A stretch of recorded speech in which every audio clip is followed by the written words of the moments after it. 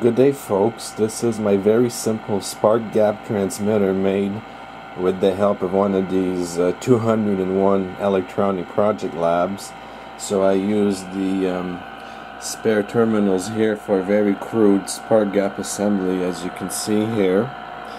And I've got 3 batteries hooked up to this, and I've got a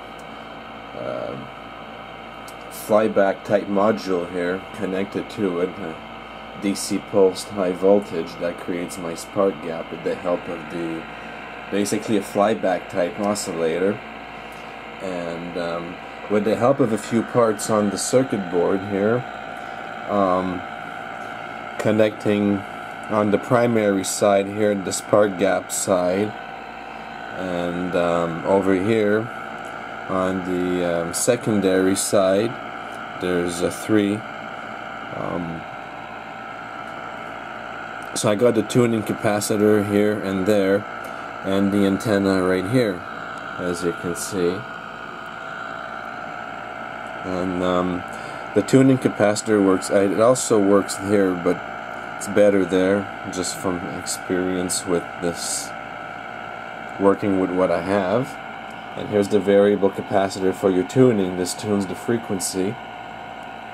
And right now I just got the radio on shortwave, and it's dead. And I already tuned into this frequency, so I'm ready to go.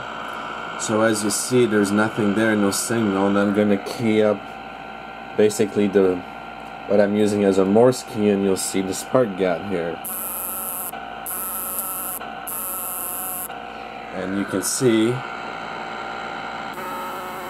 we go up quite a bit in signal power here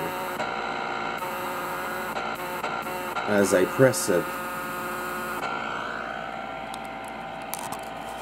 So as you can see, and this is the tuning here. So as I basically press on the button here, I can detune. So I'm gonna detune here, and we're gonna see it won't be 60 some no more. So now we're just reading 33.